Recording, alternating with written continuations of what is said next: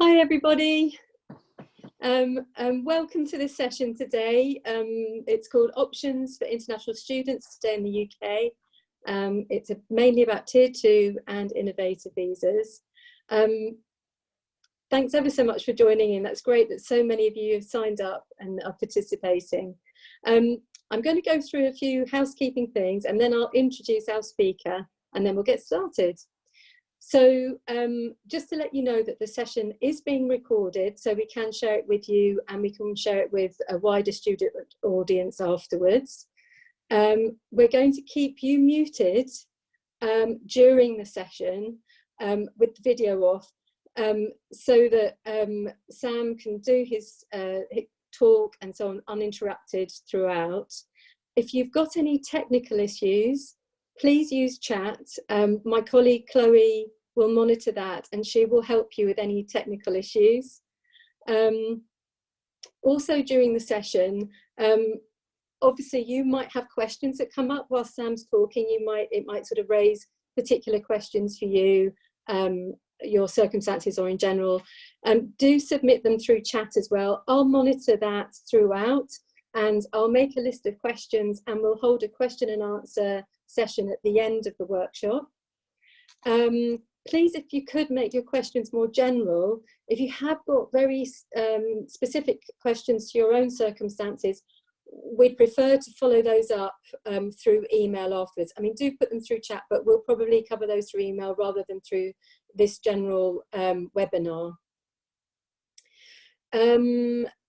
So I think I've covered everything there. I'm just going to go through my checklist quickly. Yes, I have. So now I can introduce our speaker. So we're very lucky to have with us today Sam Maymand, who is a partner and head of the Business Immigration Department at Fletcher Day, which is a fully commercial city law firm. He's been providing a number of talks like this one at universities across the UK to advise students on options for staying in the UK at the end of their studies. So without further ado, I'll hand over to Sam and we'll get the session going. Thank you, Sam.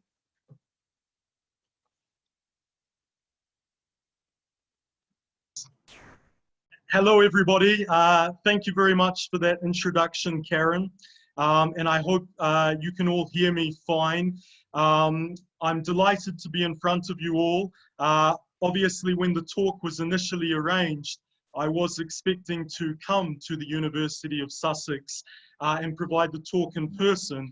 Of course, so much has changed in the last couple of months around the world. And so first and foremost, I hope you're all well, healthy and safe. I've actually been introduced to the University of Sussex team through my wife who studied her law degree there and was the one who introduced me and explained how many international students you have and how a talk to the University of Sussex might be useful. Yes, so how it might be useful. Actually, as Karen mentioned, I have been delivering a number of talks at UCL, Imperial College and LSE, particularly over the last 12 months. And the reason for that, and the reason I'm now in front of you today, is there has been a number of changes related to the immigration rules.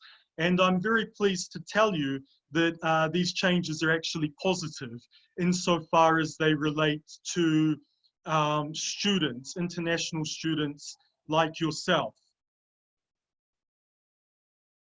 Sorry, I've just seen it. I hope the audio is fine. I've just had a message that there's an issue with some of you, but I think that's being dealt with by the university team. So basically, the positive changes that I will be discussing to you today relate to the innovator visa, which some of you may have heard of. That's a new visa that was started in March last year. Now, the reason that's still a relatively new visa is because, as I will discuss, the implementation of that visa was quite slow. It is now up and running, which is very positive news. I will also be discussing with you Tier 2, which is a working-based visa. Now, the Tier 2 system was very popular with Tier 4 graduates like yourselves once you finish studies as a way of continuing in the UK. There are going to be some significant changes to the working visa category, which will be implemented from the 1st of January next year. And the reason behind that is because of Brexit and the free movement ending. Now, Brexit, of course, has created a number of immigration issues for European nationals, but actually, through the new changes that will come about to the working visa category, it will mean positive changes for international students like yourselves. Okay, so firstly, let me discuss the innovator visa. So the innovator visa and startup visa I will be discussing together because they are one and the same. The startup visa is a 2-year visa for those who are not quite ready to move into the innovator visa. And so it doesn't allow for any permanent residency. It's basically just an option to give you an additional 2 years until you're ready to satisfy the more stringent innovator visa criteria. This startup visa and innovator visa has replaced the old entrepreneur visa and graduate entrepreneur visa that you might have heard of. Now, there is many positive things about the innovator visa in comparison with the old entrepreneur visa. So I'll start with those positives.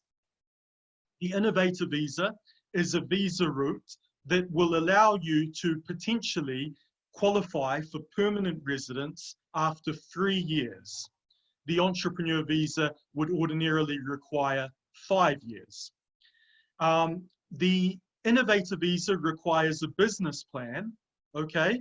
Same as the old entrepreneur visa, but the innovator visa business plan will be assessed by an endorsing body. Now, this is a private endorsing body that has been recognized by the Home Office as having the suitability to endorse people based on their business plans. In the past, this business plan assessment was carried out solely by the Home Office caseworkers. And there were many complaints that sometimes business plans were being arbitrarily refused by people who might not have fully been in the position to evaluate them. So that problem has now been addressed with this endorsing body that has been recognized by the Home Office. I just checked before logging into the talk today, and there are currently 39 endorsing bodies. And these endorsing bodies can endorse you either for the higher innovator category or for the startup category. So what is the difference between the two? Both of these visas require you to show you have a business plan that is innovative, viable, and scalable. Now, when people hear these terms, they naturally often think that this means it must be a business related to technology. It is true that tech businesses do work well with these words and satisfying the criteria, but a number of the endorsing bodies are actually sector agnostic. And what that means is, regardless of what your business is doing, you might be able to satisfy the innovator criteria if you can show innovation, which means something new, something that you are doing different from the standard business model in your field. It needs to show viability, which can be shown through your credentials, your background, your CV. And it lastly needs to show scalability. And so that is probably the key difference between getting to the higher level of innovator immediately or going down one block to the startup visa. Because scalability, is in terms of how can this business scale up, and often what funding is behind the business to allow it to scale up. So the situation for students is that they are able to switch into the startup visa without having any funding available to them at this stage. It allows students to have the opportunity to pursue their innovative business plans in the UK for a period of 2 years, whilst they either seek funding or maybe their business turns over sufficient funds so that they can show to the endorsing body that during those 2 years of startup, they have made significant progress and will now be able to satisfy the scalability criteria. If a student wants to directly go from Tier 4 student into the innovator visa, they would otherwise need to show that funding is available. So that's the main hurdle. Now, it doesn't mean that if you go to startup visa, you have to do a full 2 years until you can switch into the innovator visa. You do have 2 years available, but if you are ready earlier than that, you can switch at any time that you are ready. Now, aside from that, there is some other main differences which are quite interesting to a number of the people we've talked to about the differences between entrepreneur and innovator in respect of how a person will gain their permanent residency. So in the past, there was a requirement, strict requirements were in place under the entrepreneur visa, which were somewhat criticized because they were not flexible at all. But in saying that, I suppose the positive side to it was that there was certainty on the rules. So that is one aspect of the innovator visa, which I will mention, which initially let people down, but is progressing in the right way. So the entrepreneur visa required an investment of 50,000. There was no flexibility on that. And it also required during the duration of the visa for the applicant to show that they had created new jobs for the UK.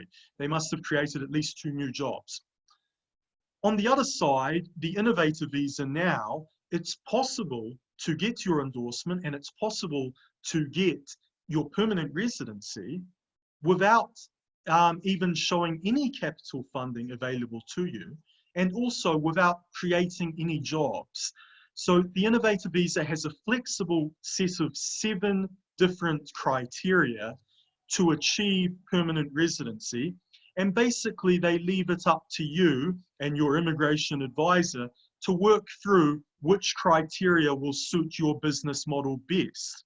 And what this means is the business will have flexibility, not necessarily to create jobs which are not going to be useful to the business. They have other ways of satisfying the criteria. And from that list of 7, they will need to achieve just 2 of those criteria.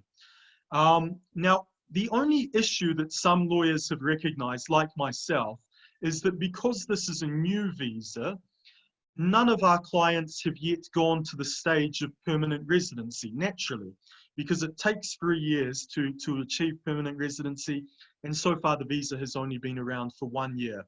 So there is still some teething issues that are being worked on as we speak. And I'm thankful that changes are currently being implemented into the rules. But there is still some issues. So if you see the list of 7 criteria that are available now for settlement, they are worded in a way that is a little bit ambiguous. And I'll give you an example.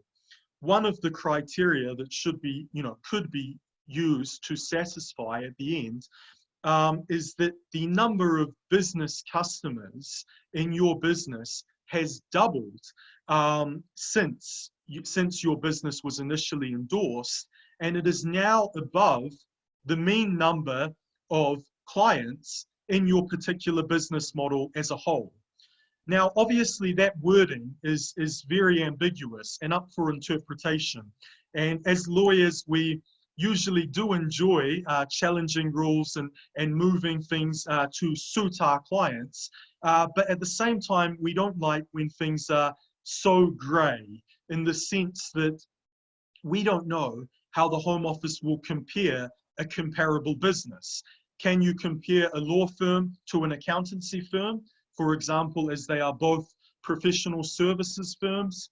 None of that has been defined as closely as I would like, but it is being worked on. So there, when I gave this talk last year to another university, there were a number of examples that I highlighted.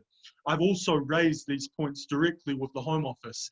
And some of the changes, you know, which myself and other immigration lawyers have mentioned to them, to their credit, they have made changes to the policy. So I believe, you know, if you do watch this space in the next 6 months or a year, there will be a much more detailed guidance on that. And I don't foresee much issues going forward. Now, this is all basically part of the Home Office. What they've really been trying to do is that they've noticed a big travesty in recent years. And that travesty is that top talent, the brightest talent from around the world, like those of you listening in today, who have come from overseas and educated themselves at our top universities in the UK, are then not being given an adequate route to stay in the UK. And we've made it difficult for that top talent to retain their status here. And what it means is we are sending that talent overseas, which is a real shame. And that's something that obviously a number of MPs have called for changes to. You know, ever since 2012, you might have heard the terms hostile environment. And unfortunately, there was a little bit of a hostile environment towards UK immigration. But thankfully, the need for university graduates and the need to keep top talent in business and working visas has been recognized. And that's why the Innovator Visa has been created. And that's why also a lot of you might have heard of the post-study work visa coming back into play for those of you who will be graduating from the summer of next year. So the summer of, as I mentioned, the summer of next year, those of you who are graduating, they are still to explain fully the rules on that, but it is going to be announced shortly. There will be a 2-year visa which you can apply for, and that will buy you time in order to see if you can switch into another visa category. It will basically give you that extra comfort. So that's been changed as well, which is very positive. At the same time, there is significant changes, as I mentioned, to Tier 2. So first of all, as I said, Tier 2 working visas have been popular with a number of graduates because at present and until December this year, they will allow graduates to switch into Tier 2 as long as this graduate has a job offer by a company which holds a license, basically. And that job offer must be at the appropriate skill level and be paid at the appropriate salary, okay? Now, the salary threshold for experienced people is usually £30,000 minimum, that you must have a job offer of 30,000. For students, it's lower because students can come in on the new entrant level, and the starting salary was 20,800. But it goes up depending on what role you have within the company. So there is a list of different codes that all satisfy the criteria of getting into Tier 2. Now, the positive news is that obviously Brexit is going ahead now, and that is going to reform the immigration rules entirely, because we had a system that allowed free movement into the UK, and now EU citizens going forward will be treated to the same standard as non-EU citizens. And some of you will have heard stories from your friends or family about how difficult that threshold used to be for some of them. But because of the fact that EU citizens and non-EU will now be in the same boat, it means that the Home Office has relaxed the criteria slightly. So many of you will have probably heard of the points-based system that is being implemented. From the 1st of January 2021, free movement will end, and Again, to get onto a visa, you will still need to be sponsored.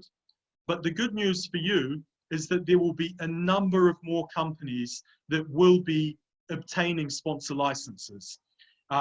You have to think that any company that wishes to hire people from Europe now will be in the same position as from those who hire from outside Europe. So many companies will need a sponsor license, and this will mean the range of companies that you can apply to for sponsorship will naturally increase. At the same time, the salary threshold is being reduced as well. So that will mean more flexibility. You know, for graduates, it's sometimes difficult to demand a higher salary initially whilst you're trying to prove yourself in the company. But those salary thresholds will go down slightly, which will enable more companies to look to employ talents such as yourself. At the same time, there's also going to be changes which, you know, hopefully I'll be able to discuss shortly. They haven't been quite announced, but depending on your level of qualification, for example, degrees or even at a master's level or PhD, you may be able to be offered a slightly lower salary and trade in points based on your higher education.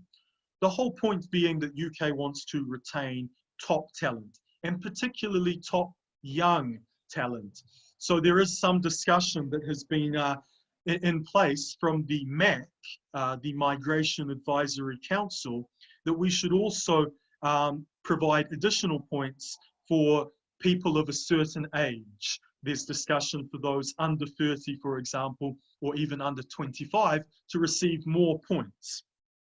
Okay, and I guess the reason being that often that younger talent is naturally, because they are younger and less experienced, not going to be able to command as high a salary as someone who is older. But it doesn't mean they don't have the same potential. And so we need to recognize that potential. And I'm very glad that the Home Office agrees with something that I've always thought the same, that we need to keep top talent here. So let me just check quickly my notes and see regarding the working visa, if there were other points to discuss. Oh yes, a key point to discuss is the skill level. So there was a big challenge as well with the Tier 2 work visa, that it needed to be at the appropriate skill level. And that level was defined as RQF level 6. Now that probably doesn't mean much to you, but RQF level 6 means that the job and the skills and duties of the individual's job should be at a level equivalent to someone who has studied a bachelor's degree, which of course you all have, but I'll give you an example where it can cause complications. We have some graduates who have careers in fashion, potentially, and they may start off seeking a job in the retail sector, possibly as a sales assistant. Now, certain job duties of a sales assistant might not be deemed at that skilled level. And the way the Home Office was, very strictly applying these rules meant that if any one of the duties of that candidate was at a level below a bachelor's degree, then they wouldn't be qualifying for that skilled level. So that's where it did become difficult. In saying that, we did successfully manage to apply the rules to sales representatives, but only if there was an angle there that would satisfy the skill level. For example, where it was a position where they could be deemed to be a business development manager rather than a sales assistant. And the reason being that possibly they had particular language skills or experience with a particular clientele that was crucial to the business model of this retail company. Now, if you go to the high street in London or the boutiques there, you will see that so many of their buyers and clients are international. And so where you do speak a language that makes up a particular percentage of sales revenue, it can be justified that that person is actually developing business rather than, the lower skilled level of sales assistant. Now, this obviously caused some complications and difficulty, but and it wasn't very flexible, as I say. But the good news is, from the 1st of January, the skill level will go down. So it will go down from RQF level 6, which was bachelor's degree, to RQF level 3, which is actually at the level of A levels. And therefore, under the guidance, and I will be happy to share a link to that to anyone who requires that information, there's a codes of practice which has different skilled jobs, and sales assistants do qualify for RQF level 3. So that's just a simple example about how changing these codes have meant more flexibility. So to sum up, from next year, the benefits to you will be, you can go for a 2-year post-study work visa if you qualify in the summer. At the same time, you could switch to Tier 2, and you would have more flexibility to apply for more jobs because there will be more sponsors. You don't have to necessarily negotiate as hard as before on your salary.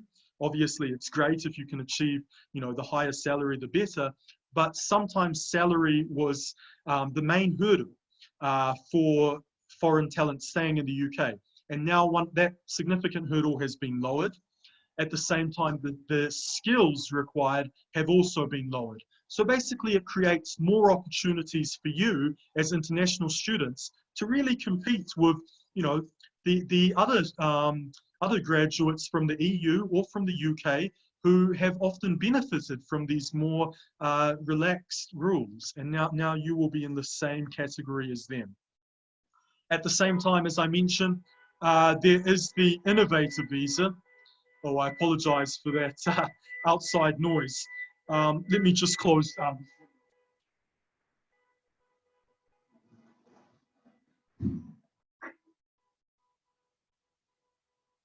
Apologies for that car alarm going on outside. So the innovator visa allows more flexibility on those who wish to set up a business as well, and they've got that innovative angle, and also reduces the time needed for permanent residency. Now, at present, there are 39 endorsing bodies who can provide an endorsement for the innovator visa. And we work closely with a few of them, and I'm pleased to say we actually hold what's called trusted referrer status with one of them. So in case some of you have done your research on endorsing bodies, you might have seen the name Innovate Britain. They're one of my closest partners, and the good news about having this title of trusted referrer status is I am able to refer candidates directly to them where I have vetted them. And obviously I've explained to Innovate Britain that I do host talks at top universities like the University of Sussex, and they have told me that they would be delighted to be put in touch for an initial review with certain candidates who can meet some of their criteria. So that's something I can offer there as well, introductions to appropriate endorsing bodies. And Innovate Britain is also one of those endorsing bodies that is sector agnostic. So it means that they look at a variety of different businesses, not just those which are necessarily focused on tech. Now, I am conscious that there's a number of questions popping up. So possibly it would be appropriate for Karen and Chloe to place some of those questions to me now. I hope that the initial indications of the benefits to the new system and the changes there have been useful to you. And I hope that I can be of assistance. So as Chloe and Karen mentioned, if there's any specific questions related to your particular issues that maybe you want to be dealt with in private, you can actually call me or email me. My details will be shared by the team at Sussex shortly after the call, and I'll be delighted to hear from you. You can Google my name, without sounding too arrogant. We have a number of positive reviews, all 5-star, and we've been obviously focusing on assisting graduates, as I mentioned. So yeah, I will open it up to Chloe and Karen for questions there. Thank you, Sam. There are a lot. I've been writing furiously. Okay. There's still 2 left on the chat, so I'll get through. I've already got 14 questions here, so I'll get through those. And if we've got time, we'll go to the last ones. If not, we'll deal with those via email. We'll see how we go. Of course, and I will do my best to answer all of them, and I hope I can give some guidance there. There might be some questions that are quite specific, and if that's the case, I'll mention that I would like this to be followed up by email directly. Cool, that's lovely. So the first question was from Srishti. Can a non-business background student apply for an innovator visa?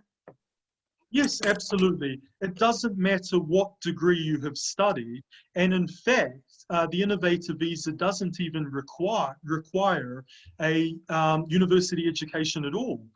We have had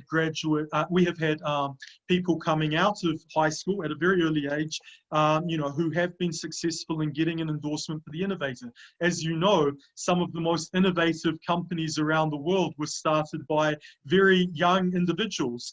So having any degree at all is helpful, and can show to the endorsing body that you are obviously of a certain education as well, and that will help prove that you will be able to satisfy the endorsement criteria, but it's not a requirement. Okay, so the next questions, there's a couple of questions of Sarah. What's the cost difference between a startup and innovator visa? And then I'll ask you the next one afterwards. Okay, so the cost difference in terms of the immigration fees, these are fees paid to the government, are, off the top of my head, it's about half. So the startup visa, as I recall, is around £500, or £512, I believe, rings a bell, for the startup visa. And it's a 2-year visa. And some of you will have heard of this immigration health surcharge. So that's something that you pay to be able to access the NHS when you're here. So you pay that in advance. So it's £400 a year. And so for 2 years, that will be £800. So you can think the total cost for startup would be 1,300 or so. For the innovator visa, it's 1,012, I believe. So almost double there for the actual application, but it's a 3-year visa. So the immigration health surcharge fee would be 1,200. So the total there in terms of disbursements paid to the government would be 2,200. So those are the fees payable to the Home Office. Obviously, you can make the applications on your own, but should you wish to instruct a lawyer, of course, there would be additional fees as well. And Sarah also asks for those visas, what is the percentage of approvals? Yes, I mean, it's the important, well, it's 100% when they get the endorsement, because basically it all relies on that endorsement, which is so crucial. And that's the critical point here. I mean, if you are making an application, especially with a lawyer, and they were to be refused after you've got the endorsement, you've got to ask what went wrong, because that should never happen. The difficulty is, I mean, the way I explain it best is sometimes, some of you may be familiar with the program Dragon's Den. Basically, you are pitching your ideas to these endorsing bodies, and they will, accept you or not. But this is not an application to the Home Office. So the good aspect about that is you won't have to encounter that fee of 500 or 1,000 for pitching the idea. Actually, that will only come once you get the endorsement. And at the same time, in the worst case that the endorsing body doesn't deem you suitable for the innovator visa, it won't be considered a mark on your immigration history. It won't be a visa refusal. It will simply be a situation where you haven't satisfied the criteria to apply for a visa. But if there was a question about visa refusals, you could answer you've never had one still. So that's another positive there. Mm. Well, that's really interesting. Okay, Connor asks, do non-profits fall under the innovation visa, or does it need to be a for-profit business? It would need to be a business that is that can show that it's commercially viable. So non-profits are not specifically stated as excluded, but by virtue, I suppose they are, unfortunately. There is different visa routes and concessions for certain non-profits. So possibly Connor could send me an email or give me a call about what specifically he has in mind, and I can have a think about that. But it doesn't sound like it would be suitable for the innovator visa. Okay. And a question from Yoko. This is maybe a bit more specific, so you let me know if you prefer to follow this up afterwards, but I'm planning to incorporate my business in the UK, but my business is active in Madagascar. Am I going to be eligible for startup visa? The business is already active in Madagascar. I suppose it's trading there. I mean, the innovator visa, it would require a new business to be set up. But new business, new business in terms of being a new business to the UK. So there would be ways of satisfying that innovator visa criteria potentially, if it's structured correctly. Now, it just depends, because one thing I did forget to mention, and that's great that this question has reminded me, is there's two types of endorsements for the innovator visa. There's an endorsement under the same business model, which means that you have previously been endorsed under the startup category and you're now going for the same business, or there's the new business criteria, and that's where you, as I mentioned, you would have to show a new business. So if you were previously endorsed, obviously it means the hurdle is less stringent. If you want to go entirely for a new business, you must show that funding is available to you. So short answer is yes, I believe it can be possible, but it would need to be structured correctly. So yeah. Thank you. Okay, question 5 from Marcelo. How much time do we need to apply and get the answer? They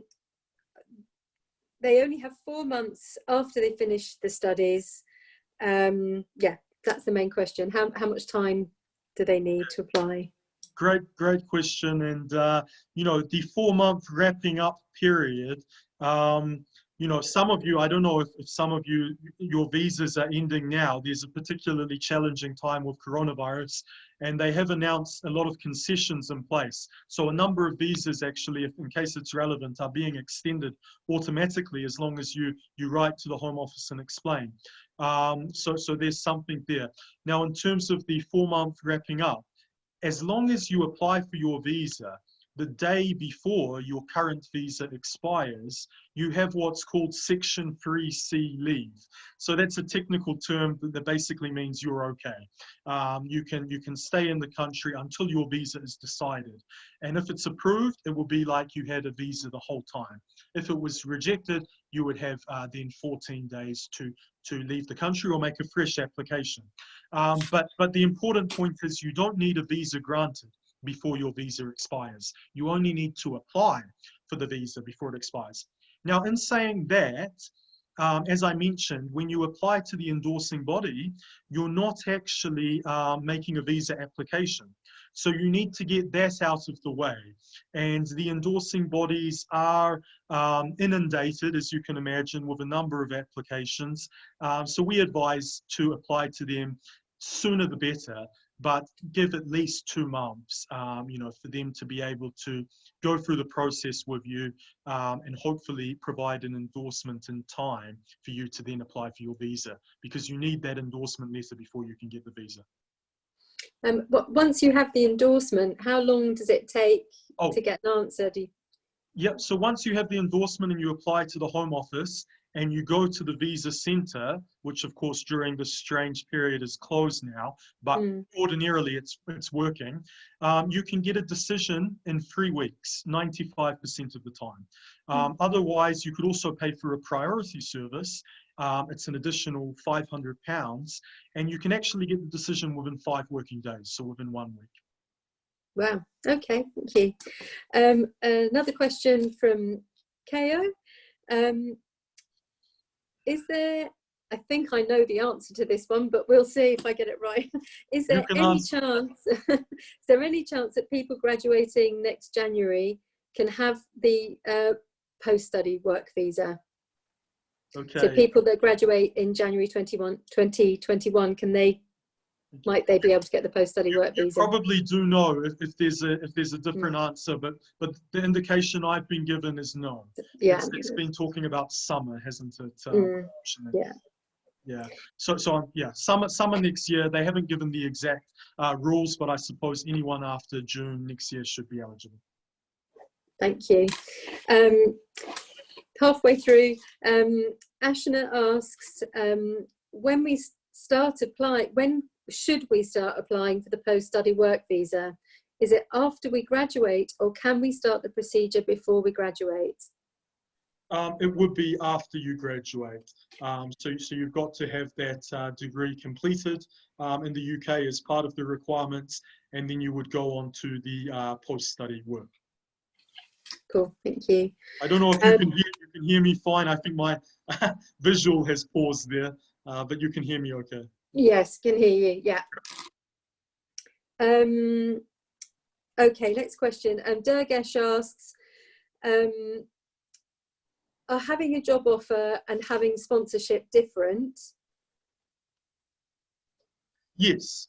So having a job offer is the first step towards having sponsorship. So obviously you would need to get that job offer in place, and you would need that job offer from someone who is a sponsored license holder. Okay, and Durgesh also asks, if you have a job offer with a salary of over £32,000, would that allow you to move on to Tier 2 automatically? There's no automatic rule on salary, but 32,000 for someone who is switching from Tier 4, which has a lower threshold, is a good salary. And it means that it means that you will be higher up than others. And sometimes, if there is in terms of the points that we expect them to announce, you would be in a good position with a salary of 32,000. It still will need to be a skilled position, but I imagine it would be under the new criteria, especially. It still would need to satisfy those other criteria. So skilled position and at the appropriate salary. Thank you. Right. So Sarah asks, when are companies scheduled to obtain these sponsorships? I think that's meaning for the post-study work visa. Is it ahead of the January 2021 period?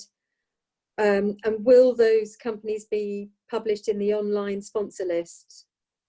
Yes, I mean, any company, they've announced, any company that wants to sponsor under the new rules in January 2021 should ideally apply around autumn this year. So they're going to be announcing some details on how they can streamline the process. The whole point about these changes is really to make it easier for sponsors to apply for the license.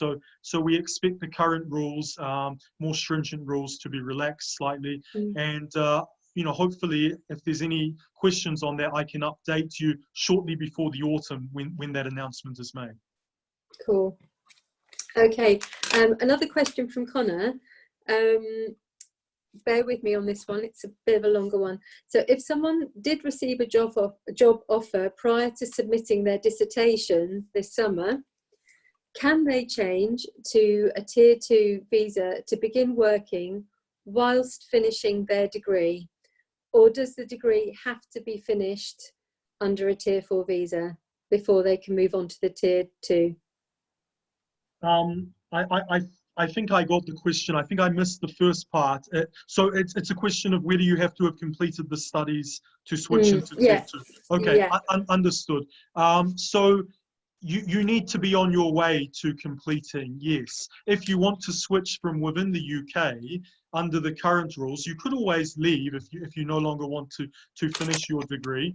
But for switching from within the UK, you need to have either a qualification certificate confirming your degree, or alternatively, a letter confirming that you are on track to complete your degree within the next 3 months. So you need to be very close to completing. So technically, yes, you can apply before, but it has to be within 3 months.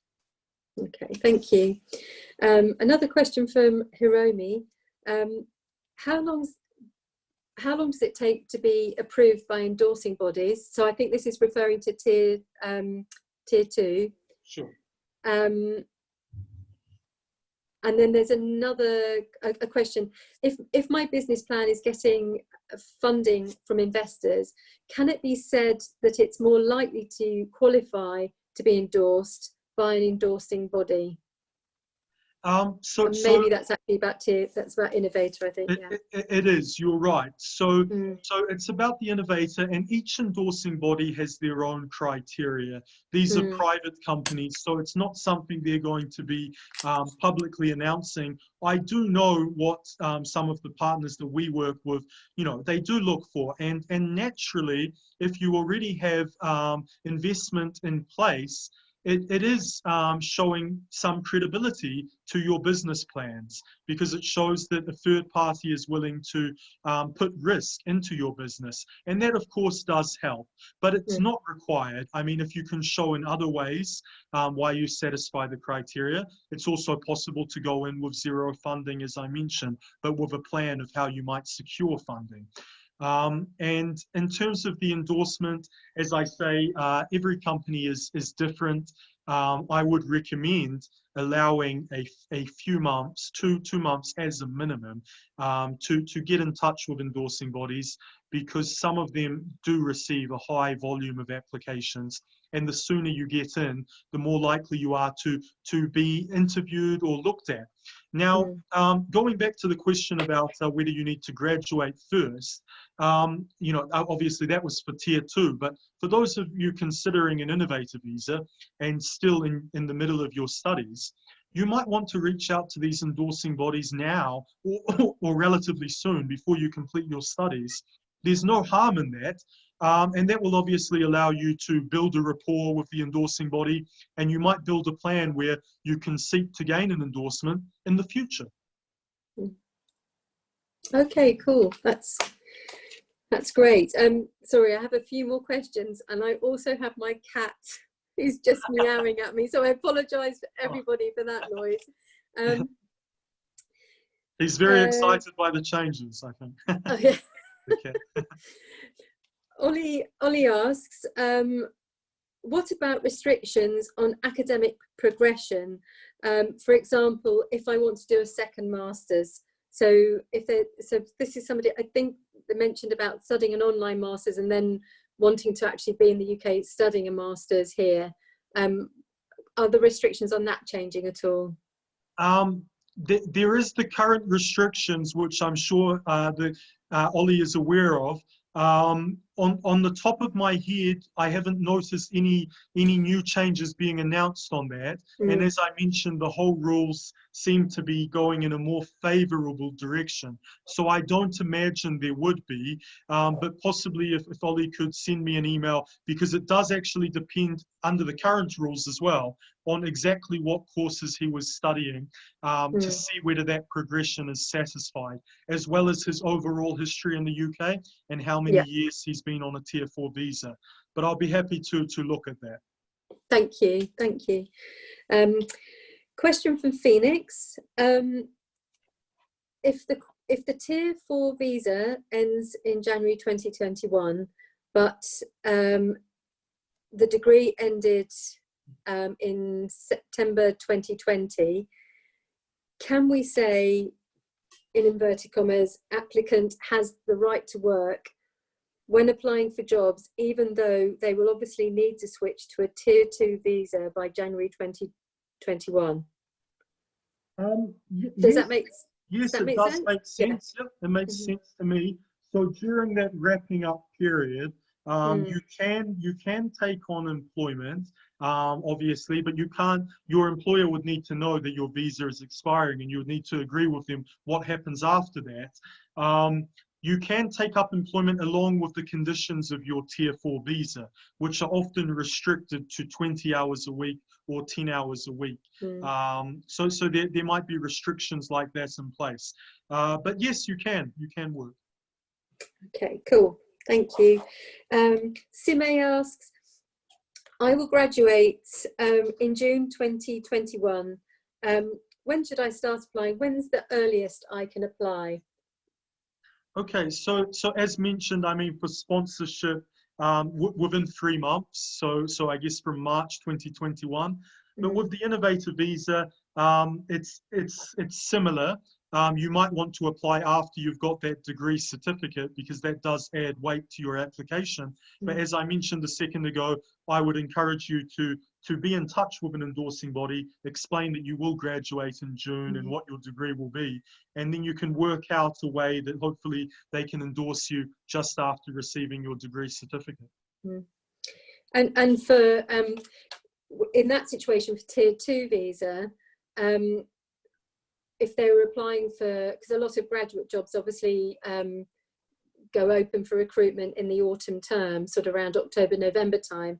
So we'd be encouraging people to apply then, so that you've gone through the recruitment process, got a job offer, etc. So then you can get visa sponsorship before your graduation. Does that make sense, Sam? It makes perfect sense. Yeah, I think that's a great approach.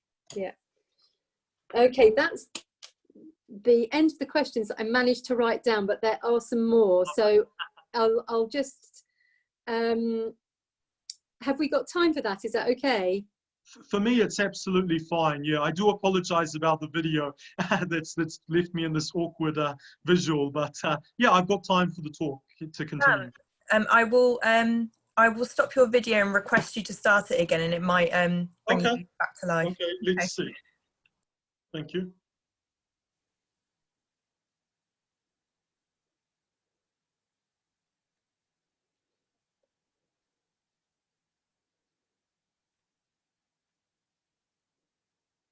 Hello.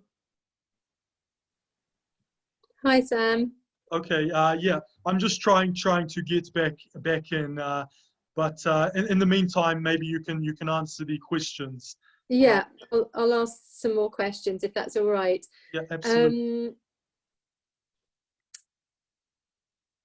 It seems to have now not allowing me to start up the video, but I think that's okay. I mean, if it's okay with you, we can continue. I'm still clicking on start every time the request is sent. Okay, so there's a question from Emma. With graduates of summer 2021, do we have to apply or do anything to get the 2-year post-study visa, or is it automatically applied to our Tier 4? And what will happen with our BRP? How can we get a new one with the extension? Okay, sorry, I missed the start of that question. If you could kindly repeat that. No problem. With graduates of summer 2021, do we have to apply or do anything to get the 2-year post-study visa, or is it automatically applied to their Tier 4? Understood. So yes, you would need to apply for the post-study work visa. You would need to show evidence such as your degree certificate, but it will be quite a straightforward and streamlined application process. But yes, you will need to apply. Thank you. Marcelo asks, what happens with the graduates for this summer who can't change to the 2-year post-study visa? Well, they are in, they are in the situation where unfortunately they can't apply for the post-study work visa, but they do have the other options available, such as switching into tier 2, such as the innovator visa. Now, it might be seen as a bit of a shame, of course, because the post-study work visa is helpful, but at the same time, the post-study work visa does not lead to permanent residency. It just grants you an additional 2 years. So I suppose you might be encouraged to go, to try to switch on to one of the other categories, which you have to, and at least by doing so, you will be on a route to permanent residency. Could they look at things like the tier 5 internship type visas? Yes, I believe they can. I'm not certain if they can switch from within the UK. I would need to get back to you on that for that question. But yes, tier 5 is open, and for some of the graduates as well who are from a particular country, like Australia, New Zealand, Canada, a few other countries, I believe Taiwan. They have the youth mobility visa under tier 5 as well. That might apply. If you're under 31, you can come there for 2 years. So there is other options, basically. And I've got a question here from Wei Heng Chin. Have you got any top tips and recommendations for students graduating this summer in 2020 to help them navigate through getting a tier 2 visa? I suppose the top tips, you've already done well to be here on the webinar when it's a sunny day outside, and you've found out information which will hopefully help you early in applying for jobs. Basically, you should type into Google register of tier 2 sponsors, and you can see a list of companies that are currently able to provide a sponsorship for you. And that might be helpful when you're looking at companies. You might not necessarily focus your time on those that don't have a sponsor license. Focus on those that already have a sponsor license. It means that they know what the process is and they've done it before, and you're more likely to receive positive feedback on your application. And as any positive tip, I suppose, the earlier the better when you're looking to do something that has an impending deadline, such as a visa expiry. So make sure you network now with as many businesses that might be relevant to you as possible. And yeah, hopefully you can explain to them as well that the visa process will be easing up from the new year, and explain that process to them, and that should put you in a good position. Thank you. The next question is from Ethan. I'm not sure if you want to ask them. I'm not sure. You decide. How much does your service cost from start to finish? Oh, yes. Okay. Well, it's good my camera is off because I always get red at these questions. So the visa fees, actually, in all honesty, we are extremely transparent, which is one thing that lawyers are often criticized of not being. So on our website, we have the full fees listed. Now, in saying that, we actually do offer discounted fees for the universities where we provide talks to. So the fees will depend on the required hours that are spent, but on a different type of visa. For example, the work required for me to assist on a tier 2 visa, where a company already has a sponsor license, is much less than that required for me on a innovator visa, for example. But what we do, and what our clients seem to like, is we charge fixed fees rather than hourly rates. And what that means is, I'm happy to be contacted at any time, as much as required, to give certainty, during immigration, which is often a concerning time for an applicant. So we offer fixed fees. Now, just to give you an indication, you might look at the website and think the fees are quite high, but they are substantially lower. for those who we do the talks with. So as an indication, for the innovator visa, we charge a set fee, to all graduates who we deal with, of £2,500. And that's partly half on the success of the application, to give additional comfort there. But, I wouldn't, if that does, I would encourage you to reach out to me with an email on your specific circumstances, because that's set for the innovator visa. It might be something else that you require, and, I'll be happy to give you a quote. Thank you, Sam. Are you okay to answer some more? Is that all right? Absolutely. Yeah, I'm fine. Okay, I'll keep going.